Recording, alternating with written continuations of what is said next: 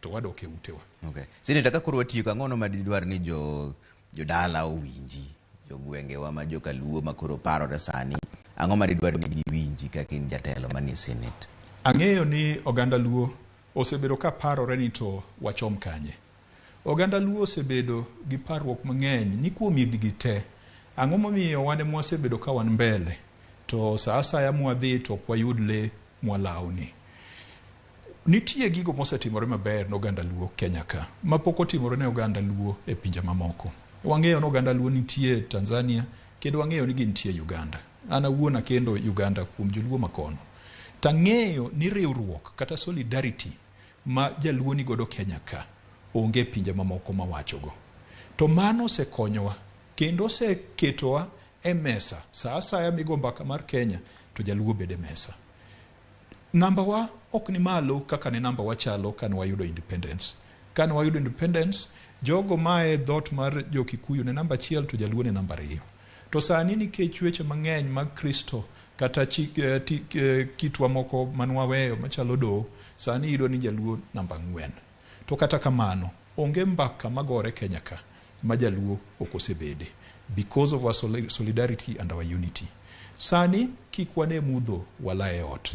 Ang'eyo ni oganda wa mang'eny neno mudho kendo ji parore ni to Kenya ne chal nade kuom higni 5 kata ka gir jachien ni higni 10 kopo ni jaluo ni oko. Gima nyaka koro watim, nyaka wadoge counties kendo wang'i counties gi wang' ma koro very strict. Counties wa king'iyo gigo monego bedni itime counties, weche machalo pur, weche machalo pi, weche machalo pith, weche machalo chirni kata nderni, mago itimo gi county governments.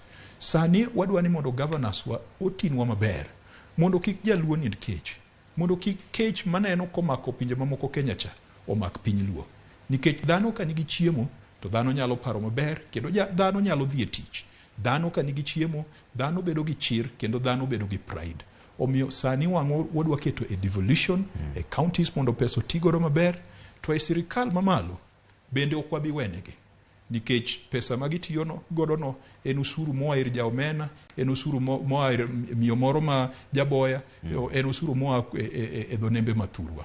Omiyo adwa miyo oganda wachir ni kata debedni wadhi keto the government on toes, kata debedni wadhi play our role as the opposition, to kwabi wegi ni chiemo ni gitoke to gichame kendgi. Wan bende nyaka wamany yo ma wamany godo chiemo no gi ber mamoko go odogne jodalawa. Bergo gin gik machalo nderni, gin gik machalo ferries e nam, gin gik machalo ports, gin gik machalo tije ne ogandawa, gin gik machalo developments machalo kata universities. Kaoma Bay Uhuru nomiwa chata mar Tomboya University. Wadwa neno ka sirikal keto pesa e gigo. Okay. To kata kwa kwecho, kata kwa wanyo, kata kwa dhi Kisuma, wiwa kik wil ni kako oganda wan gi odwa kendo wan gi jatendwa, kendo jatendwa no ok wabiyanyo minwa nikech chiemo ber ka jirani. Erokamano Senator Honorable Moses Kajwang.